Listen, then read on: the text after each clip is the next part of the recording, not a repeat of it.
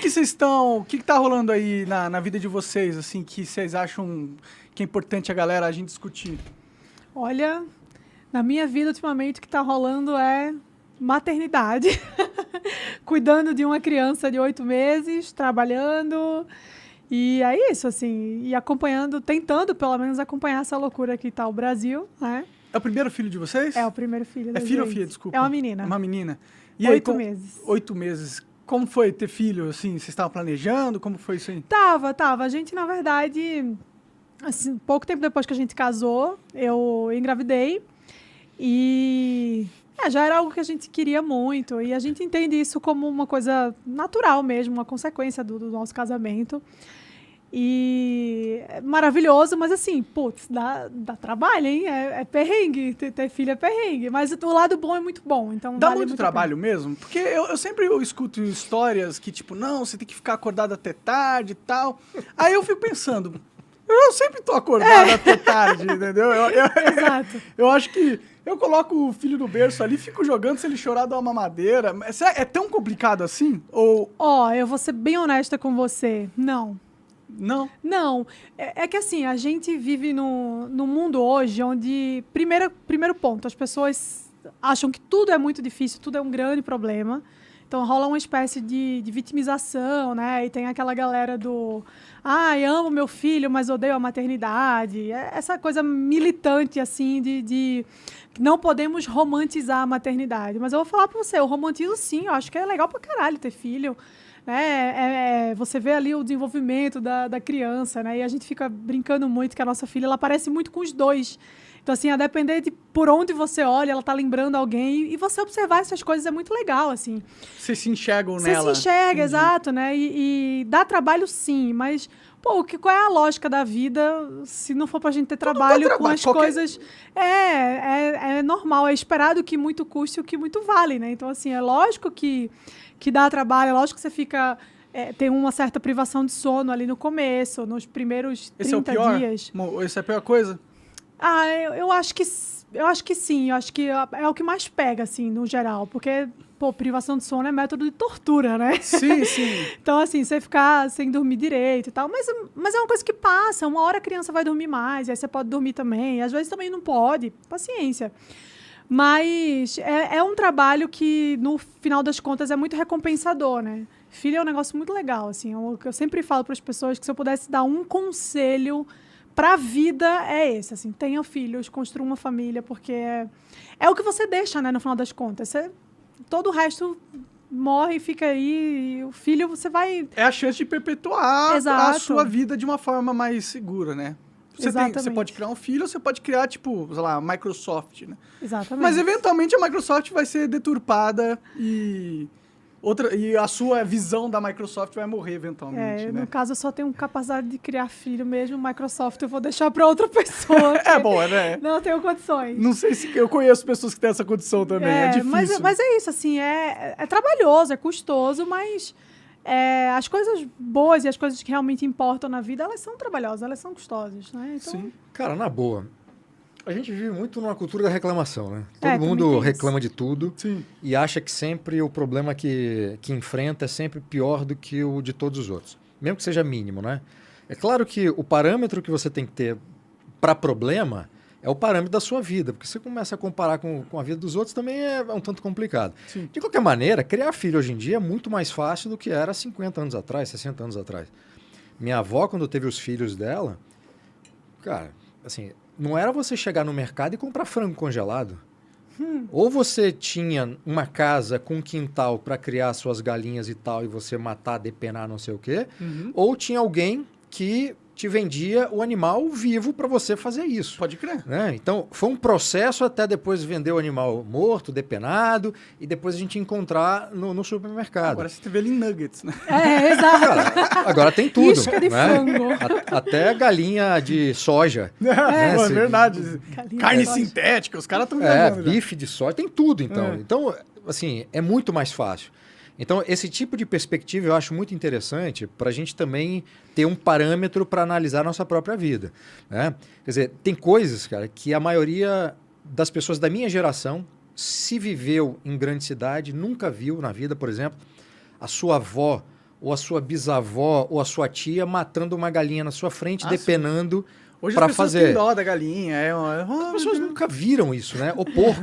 Quer dizer, eu lembro, eu criança, uma das imagens mais impressionantes que eu já vi foi minha bisavó matando um porco com um punhal. Era um punhal Nossa, gigante. Caralho. E na casa da minha bisavó, que era um sobrado... Hardcore tua bisavó, viu? Hein? Te falar. Hardcore tua bisavó. Cara, minha, raiz, minha, hein? minha bisavó era uma mulher da roça, Não. entende? Passou a É vida o Rambo inteira... da roça, porra. Matou Assim, depois quando ela vai para a cidade, os hábitos se mantiveram, porque essa casa, por exemplo, que o meu bisavô construiu, no porão da casa, que dava para a beira do rio, tinha um lugar específico para matar porco. Então ele criou um lugar lá que você colocava o porco e tinha tipo uma canaleta, não, era uma canaleta, tudo de cimento, para o sangue do porco escorrer e ele depois poder ou aproveitar ou jogar fora. Sim, sim. Então tem um monte de coisa, cara, de dificuldade, cara, 50 anos atrás não é nada, 60 anos atrás, do ponto de vista histórico, não é nada. Verdade. Mas era a dificuldade do dia a dia. Você tinha que fazer a sua própria comida, você tinha que matar o animal, uma série de coisas que, cara, ninguém vive hoje isso, entende? Hoje em dia a pessoa pega o celular e pede iFood. Né? Exatamente. Exatamente. E assim, era isso e também criar filho sem fralda descartável, era fralda de pano que tinha que ser lavada todos os dias. Sem E câmerazinha sem no máquina de quarto, lavar né? pra Não lavar tinha- a fralda. Sem máquina de lavar, não tinha câmera, não tinha nada. Cara. Babá Então, assim, eletrônica. Babá, É. todos esses confortos. então, quando me fala assim hoje, ter filho é muito difícil, não sei o quê. Cara, assim, comparativamente, assim, não reclame porque a vida está muito mais fácil. O que geralmente as pessoas fazem é pensar numa dificuldade a partir da vida de solteiro, depois da vida de casado e a vida com filho, porque você não tem mais a facilidade de fazer o que você quiser a hora que você quiser. Quer dizer, você tem um ser humano que depende de você para comer Se essas ele não coisas comer, ele todas. morre. Exato. Você tem que estar lá 24 horas por dia olhando Cara, qualquer coisinha. Então tem um monte... Quer dizer, tem os desafios do presente, mas comparativamente é ridículo. E tem uma coisa muito engraçada que é comum quando o casal, né, a mulher está grávida, outras pessoas que já tiveram filhos falarem a mesma coisa. E isso é muito chato. Você aproveita para dormir agora, hein? Cara, além de ser um Tocar chavão sono. enjoado, é o tio do pavê falar de filho, né? É um negócio que não faz o menor sentido. Assim, eu posso dormir o dia inteiro durante 9 meses, que no dia seguinte que eu acordar, esse sono não vai estar acumulado. Entende? Eu não vou descansar 9 meses para coisa. Eu não sei se a pessoa quer valorizar aquilo Eu que acho que é fez. isso. Eu acho que é uma parada assim, tipo... Muitas pessoas, quando têm filho, elas... E porque o filho muda a vida, muda a cabeça, tá? Imagino que deve ter Completamente, mudado a cabeça de vocês pra caramba. E aí ela se sente num grupo especial que ninguém tá e, portanto, ela sofre mais e ela merece mais porque ela teve filho. E, de certa forma, eu acho que é até verdade, porque a gente precisa que as pessoas tenham filhos. Inclusive, acho que esse é um maior problema da sociedade atual. Entendeu? As pessoas não estão tendo filhos o suficiente. Tipo, vocês são um casal, você tem o primeiro filho agora, vocês não são, com todo respeito, adolescentes. Vocês são pessoas mais velhas já, entendeu? Eu sou velho, ela é nova. Eu sou um adolescente. Mas vocês entendem? Então, as pessoas estão tendo filho mais velhas agora, né? E Sim. menos filhos. Vocês têm o primeiro filho agora. E, pô, pra sociedade se manter produtiva do jeito que a gente tá acostumado, a gente tem que ter uma família tendo pelo menos 2 filhos cada um, pra gente manter a média, né? Mas a gente vê o contrário acontecendo e a gente vê problemas em todos os países do mundo, como no Japão ou na própria China, que nos próximos 10, 20 anos a gente vai ter uma redução populacional de grande escala, assim, de 70% da população, sei lá, um negócio absurdo, assim, eu não sei, esse número não é correto, eu não sei o número verdadeiro. Essa coisa de tentar valorizar, enfim, a paternidade, tudo bem, eu acho legal, assim, mas podia mudar, sabe? Valoriza o que você tem e valoriza o dos outros também, porque essa conversa é muito enjoada. Não, e assim, para valorizar, você pode muito bem fazer isso partindo de uma perspectiva positiva, né? E não sempre nesse âmbito da reclamação e falando que, porque depois que você tem filho a vida acaba. Um dia desse a gente foi no cartório, eu e o Bruno, e a gente tava com a Martina no colo, né, que é a nossa filha. E aí um rapaz que trabalhava no cartório do lado, ele, é a primeira filha, então assim, aproveita, porque agora você não vai conseguir fazer mais nada. E que quando eu tive filho, então assim, ele fez o maior terrorismo e eu olhei assim e falei, ok, mas eu não enxergo desse modo, entendeu? Sim. Eu enxergo que o filho, ele traz uma mudança radical na sua vida, mas é uma mudança muito importante que a gente precisa passar por ela necessariamente. O filho ele é capaz de amadurecer a nossa cabeça de uma forma que nenhum outro evento consegue, sabe? Você Assim, sentiu isso? Com certeza, com certeza. E essa coisa que você falou, assim, o filho, ele toma muito tempo, ele agora vive em função da... Você vive em função dele, Exato, né? e ele da nossa, Sim, né? sim. São completamente dependentes um do outro, Recíproco. né? Então, assim, há uma reciprocidade nessa dependência. Então, de fato é assim, né? Até os filhos crescerem, ficarem adultos e formarem as suas próprias famílias, os pais não têm sossego, né? Sim. E nem assim depois vai ter, mas a entrega é muito grande nesse momento.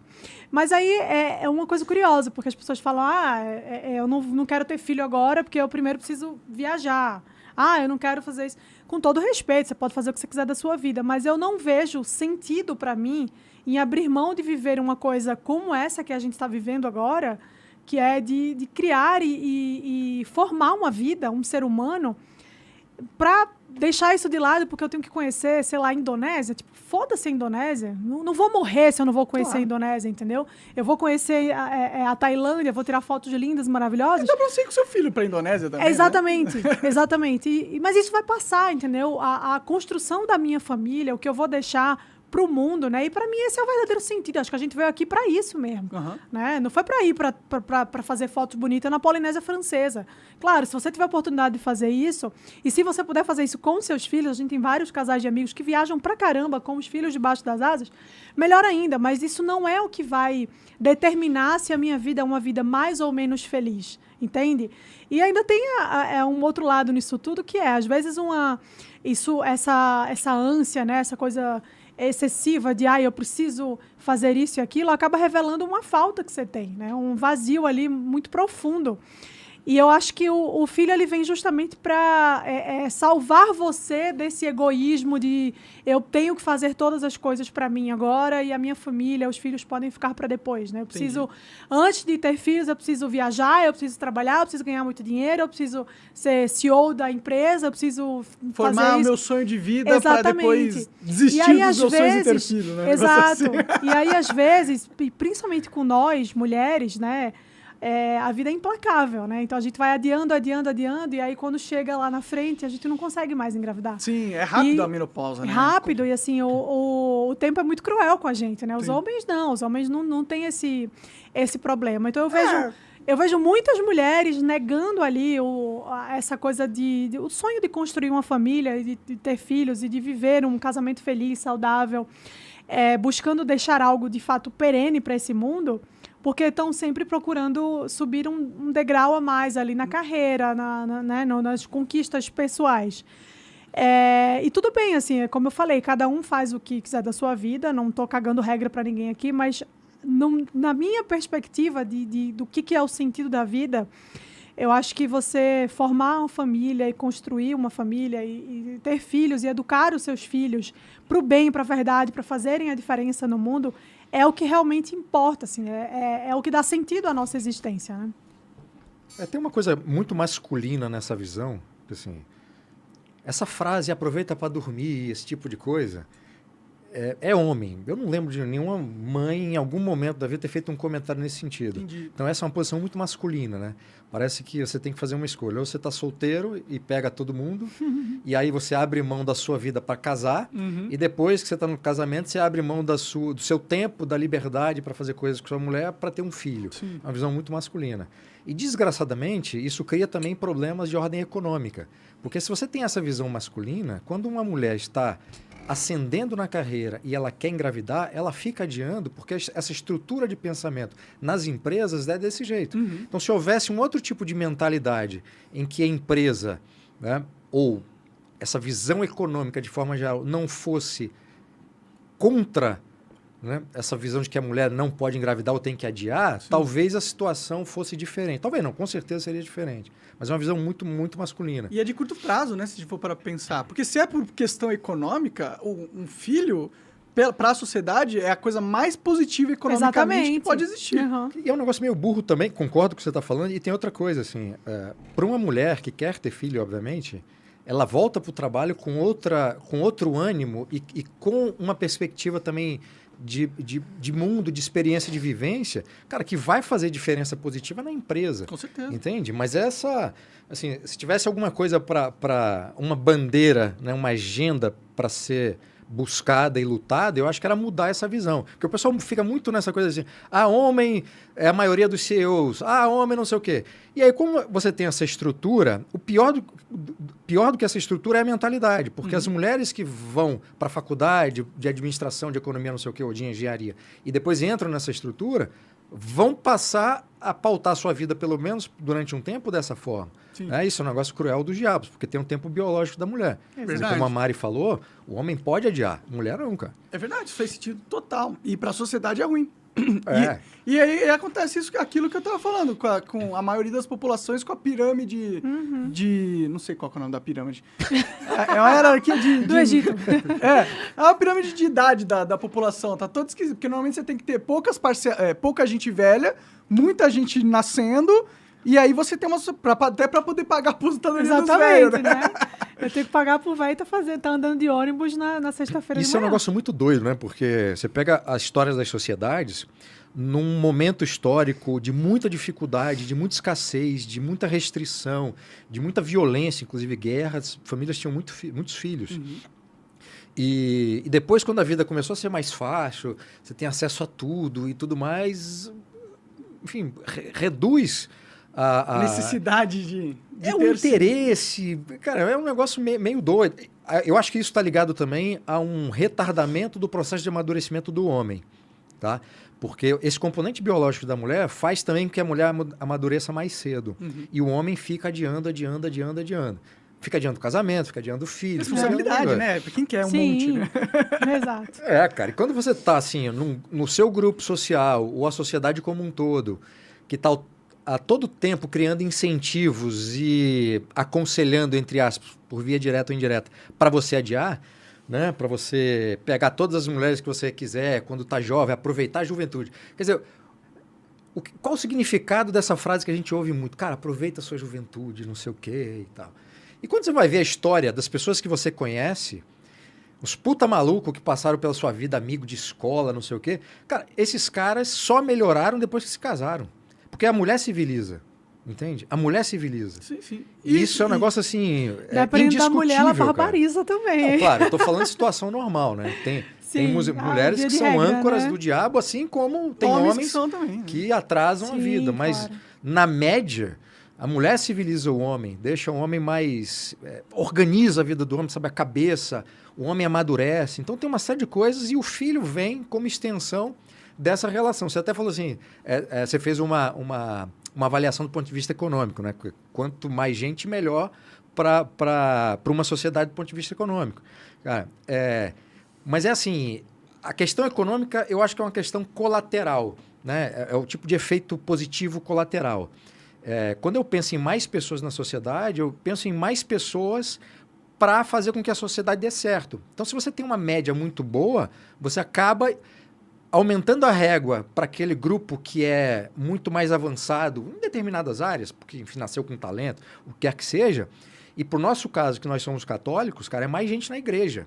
E mais gente na igreja aprendendo virtudes para praticá-las no dia a dia e dar o seu melhor para influenciar positivamente aqueles que estão à sua volta, entende? Pode crer, então, sim. Quanto mais filhos um casal tem, são mais pessoas potencialmente virtuosas para ajudar a sociedade, cara. Vocês piram nessa parada de, tipo, o filho é também uma oportunidade de construir algo ali, entendeu? Porque, por exemplo, você pega teu filho e não põe ele na escola e não dá incentivos para ele vai crescer provavelmente de ser um burrão, entendeu? Mas agora, você pode pegar o seu filho e criar toda uma rotina para ele se desenvolver de uma maneira óptima, né? Vocês pensam sobre isso? Porque tem um balanço que isso tem que fazer. Você não pode ser muito restrito para acabar com a liberdade tua filha, no caso, mas você também não pode ser muito liberal e não dar as condições para que ele entenda o que é certo e o que é errado, aonde investir o tempo dele e tal. Como que vocês pensam nisso? Olha, com certeza isso é algo que está no nosso, né, no nosso escopo, assim, de como criar nossa filha e outros filhos, se a gente tiver, claro. Porque, assim, uma das queixas que a gente mais ouve, né, quando a gente fala sobre essa coisa dos filhos mas ter filhos nesse mundo de hoje, o mundo está muito violento, as ideologias, né? É porque o TikTok e tal. Eu entendo a queixa, ela é completamente legítima, mas aí eu devolvo a pergunta. Quem vai educar os seus filhos? É você ou é o mundo? Né? Porque se você oferece uma estrutura sólida de valores, de princípios, de virtudes dentro de casa para os seus filhos, ele pode até ter contato, sim, com essas coisas que você entende que não são benéficas para ele, não são positivas para ele, mas vai existir ali uma base que foi construída e que ele pode até ir, mas acho que em algum momento ele volta. E eu já vi isso acontecer inúmeras vezes. Então, assim, se você delega a função de educar os seus filhos para outras pessoas, você não pode reclamar que seu filho não está sendo educado do jeito que você quer. Sim. Se você quer mesmo passar para os seus filhos os valores e os princípios que você tem, então você tem que assumir as rédeas da educação e da construção do caráter dessa criança, né? Agora, quando você deixa isso nas mãos da escola, nas mãos dos professores, nas mãos... Que é o que a maioria faz, nas mãos da empregada, da babá, você está sujeito, sim, a entregar o seu filho de um jeito, né? Porque a criança ela uma pedra preciosa ali que vai ser lapidada. Exatamente. Então, ela pode ser lapidada para o bem e também pode ser lapidada para o mal. Sim. E mais importante do que isso, né? O Chesterton, ele fala que a educação nada mais é do que a transmissão. Então, você não consegue transmitir para os seus filhos aquilo que você não tem. Né? Você não consegue transmitir algo que você não é. Você não consegue fazer com que os seus filhos apenas reproduzam o seu próprio discurso e não as suas atitudes. Uhum. Então, eu sempre uso esse exemplo, né? A mãe que fala para o filho, não pode jogar lixo na rua, mas ela abre a janela do carro no trânsito e joga uma embalagem de um chiclete. Uhum. Qual é o exemplo que essa mãe está passando para o filho? Exato. O que ela está dizendo para ele, no final das contas? Olha, eu que sou a pessoa responsável por te educar, eu que sou a base da sua vida, né? O que mantém essa estrutura de pé, eu que sou a sua maior referência, estou dizendo para você fazer uma coisa, mas eu faço outra. Essa criança, ela vai crescer, vai se desenvolver com esse olhar para a vida. Uhum. Né? Eu posso fazer o que eu quiser, porque se os meus próprios pais que me pediam um comportamento civilizado, educado, não agiam desse modo, então foda-se o resto, foda-se a sociedade. Né? E a criança é lógica, né? Ela é inteligente. Exato, lógico. E criança, ela tem uma coisa de reproduzir até... A Martina está numa fase que é exatamente isso. Ela vê a gente fazendo uma coisa e ela faz exatamente igual. Uhum. Claro que a gente está falando agora de gestos, né? Da língua, da tchau, essas coisas. Mas para a vida é assim também. A criança vê os pais fazendo e ela vai querer fazer igual. Então, antes de você passar algo para o seu filho, você precisa ser aquilo que você quer que ele também seja. Uhum. Né? Antes de você dizer para os seus filhos o que eles têm que fazer, você precisa fazer. Porque essa é a melhor forma de educar, é transmitir aquilo que você tem, aquilo que você é. Então, sim, a gente tem essa preocupação, óbvio, mas a gente sabe também que... E aí vem o outro lado dessa moeda, que é... Você pode preparar o seu filho como for. E pode ser que isso dê certo e pode ser que isso dê errado. Uhum. Né? Mas você precisa estar ciente de que você não... Lá na frente, se o seu filho, que você tanto educou com amor, com carinho, com boas condições e com princípios, com virtudes, se esse filho ele fizer a escolha de ir para um caminho errado na vida... É muito triste, mas você vai saber que você não foi negligente, que você fez o que você podia fazer, porque isso acontece. Né? Óbvio, a gente tem vários exemplos no mundo. Ser humano imprevisível. Né? Exatamente. Mas, mais uma vez, é uma chance, não é uma certeza. Uhum. Então, trabalhar no sentido de fazer com que seus filhos eles cresçam da melhor forma, no melhor ambiente, e o mais importante de tudo isso, eu acho, e a gente sempre conversa a respeito desse ponto, é que os pais eles tenham um bom relacionamento. Que os pais eles se amem, que os pais mostrem, né, deem para os filhos o exemplo do que é uma família. Né? Porque o que a gente mais vê também é casais que tentam passar as melhores coisas para os filhos, mas no Instagram, exato. Mas na vida real, fora ali das redes sociais e das telas, eles não se entendem. Uhum. São casais que disfuncionais, que divergem de valores, que divergem sobre como educar os filhos, que divergem sobre aspectos que são importantíssimos, né, na construção do caráter ali daquelas pessoas que estão sob sua responsabilidade. Então, é muito importante que o casal, ele não se deixe de lado, porque muita gente acaba fazendo isso. Os filhos nascem e o casal vive em função dos filhos, que, óbvio, por um momento isso vai ser exigido, principalmente da mãe, que a mãe amamenta, a mãe gesta. Então, a mãe, ela precisa se doar muito mais aos filhos nesses primeiros momentos de vida. Mas a gente não pode esquecer que antes daquele filho existia o casal, né? Sim. E mais tarde, exato, e mais tarde aquele filho também vai embora, porque ele vai construir a família dele e o casal fica. Então, se você vive a sua vida em função dos filhos e esquece do seu marido, esquece da sua mulher, quando seus filhos crescerem e forem embora, você não vai ter mais o que fazer. O sentido daquilo ali vai ter perdido. Porque você depositou todas as suas expectativas, todo o seu amor, toda a sua dedicação para os seus filhos e o seu casamento ficou de lado. E os seus filhos, eles vão observar como isso foi feito. E muito provavelmente eles também vão reproduzir nos casamentos deles. E é isso que gera uma sociedade, de alguma forma, completamente disfuncional. Né? São famílias completamente desequilibradas, assim, destruídas por dentro. Né? Então, não adianta você manter também papai, mamãe, filhinho, filhinha comercial de margarina, né? Se na prática aquilo ali não funciona, se não há uma dinâmica ali que faça com que o núcleo familiar seja bem sucedido, entende? Então, isso é muito importante de você levar em consideração, porque eu vejo muitas mães que me escrevem, depois que eu tive filho, passei a falar muito sobre maternidade também nas redes sociais, né? Porque é uma demanda, assim, as pessoas veem aquilo acontecendo comigo, elas querem saber como é que eu faço, como é que eu lido. E sempre que eu toco nesse assunto, vêm as mães e falam, mas assim, o meu filho é a coisa que eu mais amo na vida, meu filho está em primeiro lugar. É claro que você tem um amor pelo seu filho que é um amor incondicional, né? Só não pode criar ele numa bolha, né? Você só não pode criar ele numa bolha. Exatamente. Você quer um copo, cara? E você não pode. Eu pego um copo ali pra você. Não, tá bom, eu quero um Red Bull. Bom, aqui tá. Daqui a pouco a gente enche o negócio aqui. Aqui eu tenho o controle da quantidade de água que eu tô bebendo. E você não pode criar o seu filho numa bolha, né? Fazendo com que ele não entenda o que é o mundo. Mas também é o que você falou, não pode nem ser tão liberal a ponto de deixar que essa bolha não exista, que não exista nenhum tipo de proteção.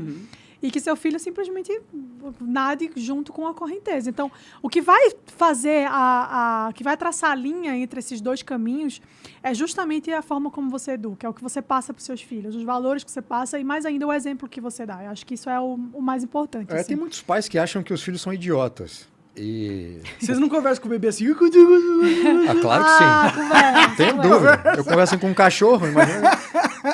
Isso cria um problema, né? Porque a gente tem uma bulldog em inglês e a gente fica falando com... Às vezes eu falo com a minha filha agora do jeito que eu falava com o cachorro quando era... Filhotinho. Filhotinho, do jeito de chamar, né? Sim. Aí vem a filha e vem o cachorro. Mas a gente fica meio besta por um aspecto. Mas tem pais que acham que os filhos são idiotas. O que eu quero dizer com isso? Esses pais se comportam de uma determinada forma dentro de casa e os filhos, quando reproduzem esse comportamento, o pai briga ou acha estranho porque o filho, por exemplo, não gosta de ler. Então, assim, aí todas as vezes que um pai ou uma mãe chega para mim e fala assim, meu filho adolescente não gosta de ler. A primeira pergunta que eu faço, você tem livro dentro de casa? Nunca tem. Então, assim, como é que você quer que seu filho leia, a não ser que nasça um gênio? É difícil nascer gênio. É difícil. É difícil. Dizem que dá pra construir gênio. Como assim? Tem um gênio do seu lado. Quem? Eu. Mas você não é minha filha, velho. Tô falando de filho. Mas eu sou um gênio, então... Não, mas aí é seu pai e sua mãe, não é? Mas assim, voltando à vaca fria aqui. Eu sempre pergunto, assim, vocês têm o hábito de ler os dois, né, do casal? Sim. Não tem. Vocês têm livro dentro de casa? Não tem. Se a criança, desde o início, não tem contato visual, não toca, não tem referência, não vê os pais lendo, cara, vai esperar que a escola faça? Porque tem outro problema também. Infelizmente, encontrar bons professores de literatura, por exemplo, é muito difícil, cara. Professores que despertem no adolescente uma vontade de ler. E aí tem muito professor que usa o Machado de Assis como um machado mesmo para matar o leitor. Sim, sim. Entende? E aí o ensino fica muito chato, aí essa criança ou esse adolescente já não teve dentro de casa esse incentivo com a leitura, chega na escola, a repulsa aumenta. É verdade. Entende? Foi o que aconteceu comigo. Pois é, cara. E meus pais liam, né? A culpa eu que era, tipo, ao contrário do gênio, muito burro mesmo. Eu tinha as referências. Você é a exceção, então, da regra. Mas, assim, a gente sempre conversou sobre isso. Assim, quando a gente tivesse filho, qual seria o nosso comportamento? É claro que a gente racionaliza até um determinado momento. Quando a criança nasce, a gente vai vendo qual a personalidade da criança, vai se adaptando e vai fazendo as coisas. Assim, mas todo dia eu pego minha filha, levo ela no escritório, Coitada. perto das estantes onde tem os livros, e ela toca. E ela pega o livro. E ela tem também um estante no quarto dela com um monte de livrinho. Então a gente sempre pega. Então, ela condicionando a mente dela já. Ela tem isso, cara. E ela sempre vê a gente normalizar, também. Né, a relação com isso. Porque senão, quando ela tiver maiorzinha, que aprender a ler e estiver na escola e tudo mais, para ela vai ser uma coisa completamente atípica, né, da rotina que ela tem. Então a gente insere isso mesmo na rotina. Se você chegar na minha casa hoje, tem livro em todos os lugares. E tá chegando mais, deve estar chegando daqui a pouco. Com certeza tá. Não tem um dia na minha casa que não toque. Casa, uma biblioteca. Exatamente. Não tem um dia na minha casa que o interfone não toque da Amazon avisando que chegou o livro, porque... Ou de sebo, né? Mas é isso. Então, assim, é familiarizar mesmo, fazer com que aquilo faça parte da rotina ali da casa, das coisas que ela tem contato no dia a dia. Eu acho que isso facilita muito. Eu não fui uma criança que tive esse incentivo também, né? Assim, meus pais não liam muito, meus pais não tiveram tanta instrução assim. Não os culpo, porque acho que também foi algo que eles já receberam dos meus avós. E eu comecei a gostar de ler muito por influência do meu irmão, que aí sim também era uma exceção à regra, porque também não teve essa instrução, mas ele sempre foi muito um leitor muito assíduo. E eu comecei a me interessar muito por conta dele. Mas eu não recebi isso em casa. E foi um acidente de percurso, porque eu poderia nunca ter me interessado, eu poderia nunca ter gostado. E isso ia meio que se perpetuando, né? Porque eu também nunca ia passar para os meus filhos, enfim. Mas teria outra vida, outro tipo teria de vida. outra vida, obviamente. Mas então eu acho que ter o contato, ter aquilo ali inserido na realidade, eu acho que ajuda muito, né? Faz com que e tem uma coisa... seja normal. Desculpa. Não, é isso. Tem uma outra coisa assim que precede essa discussão sobre incentivo à leitura e tal, que é transmitir virtudes pelo seu comportamento dentro de casa, ou seja, as coisas que você faz dentro de casa, o marido com a mulher com o marido, como você trata as outras pessoas na rua, como você trata as outras pessoas dentro de casa, como você trata seu filho. Então tem uma série de virtudes cardeais, virtudes teologais, como a fé, a caridade, esse tipo de coisa, que você passa para os filhos por meio do exemplo. Então, assim, cara, o exemplo dos pais é um negócio maravilhoso, extraordinário e poderoso. Sim. Se você quer que seu filho vá à igreja, você tem que ir à igreja. Você tem que levar o seu filho à igreja. Pode ser que em um momento da vida ele não queira, enfim, mas... Sempre tem a parte de ateusice da adolescência. Pode acontecer, entende? Se ele for inteligente, vai ter, entendeu? Vai ter. Vai se questionar em algum momento. O amor, a educação, a gentileza, a caridade, tudo isso, cara, são virtudes que você no dia a dia pratica, o seu filho está observando. Cara, a gente estava vindo para cá e a Mari estava contando a história da Edna, que trabalha lá em casa, que é muito católica, e a avó e a mãe, né, também que moram no interior do Ceará, e são doidas para conhecer a Aparecida, né, aqui. E a Mari conversando com elas e tal, a gente conversando sobre isso, aí eu lembrei de um grande amigo meu de Vila Velha, bairro Soteco, que é o Claudeci. E o Claudeci é filho da dona Nicinha. E a dona Nicinha é uma mulher muito católica, assim como o Claudeci é. E dos meus 13 aos 18 anos, praticamente todos os dias eu ia para a casa do Claudeci. Então eu via no dia a dia o que era os pais do Claudeci, o pai dele quando ainda estava vivo. Uma família muito pobre, que foi melhorando de vida, mas assim, uma origem muito humilde, cara. E assim, o amor que a dona Nicinha, o pai do Clau, deram para os filhos, era um negócio extraordinário, assim, não faltava nada dentro de casa, mesmo mesmo quando faltava comida, entende? Mesmo numa fase da vida que eles não tinham o que comer, cara. Apertava, mas eles continuavam... Mas tinha essa coisa dessas virtudes, sabe? Da caridade, da fé, da educação. E, cara, todos os filhos fizeram a vida, entende? Entendi. Todos os filhos reproduziram no bairro aquele comportamento que viram em casa. E E são uma família muito querida no bairro, entende? É um bairro de periferia de Vila Velha. Uhum. Eu morava num bairro de periferia ao lado, eu morava em Santa Inês. O Cláudio morava em Soteco e todo dia à noite eu ia lá, cara. Então, assim, isso é um negócio, assim, você não precisa de educação formal, entende? Exato. Sim, sim. Para passar esses valores, para passar um bom exemplo. Você não precisa de educação formal. Os dois não tinham nada, não tinham um grau de escolaridade, os pais do Cláudio, entende? Sim, sim, mas eles tinham virtudes intrínsecas ao Cara, alma todas as deles, né? virtudes que importam, os pais do Cláudio tinham e passaram para todos os filhos, os dois, e todos os filhos foram bem criados por causa disso. E assim, só para encerrar, eu fico muito, cara, chateado, para não dizer puto, quando eu vejo o casal que tem dinheiro fazendo um monte de merda, ou o próprio casal ou com filho, e reclamando que filho dá trabalho, não sei o quê. Cara, você vai ver esses bairros pobres, essas comunidades, tem mães que criam os filhos, cara, precisam estar o dia inteiro fora, e mesmo assim se desdobram para dar amor, para dar comida, para passar virtudes, porque um vagabundo engravidou e fugiu, Isso. ou até passou uma parte da vida casado, e aí bebum, não sei o quê, e foi embora. Entende? Então você tem um homem vagabundo que abandonou a mulher com um filho, e mesmo assim, essa mulher, cara, não reclama, entende? Ela trabalha todos os dias, ela passa o amor, transmite todas as virtudes que ela aprendeu e consegue dentro de casa, assim, construir esse ambiente virtuoso, entende? Sim. E aí, cara, quando você vê esse exemplo, cara, que é a média, talvez da maioria dos bairros pobres do país, assim, chega a ser, cara, indigno e chocante quando você vê uma pessoa com todas as condições reclamando porque está acordando de madrugada para dar mamar pro filho. É inacreditável. Eu